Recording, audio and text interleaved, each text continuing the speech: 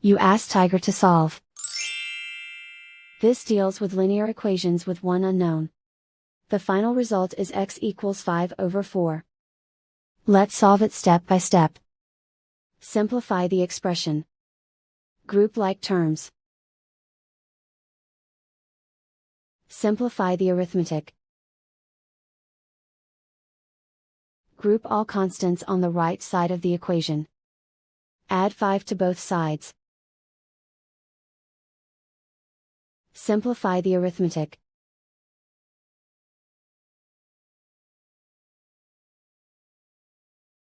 Isolate the x. Divide both sides by 4. Simplify the fraction. And so the final result is x equals 5/4.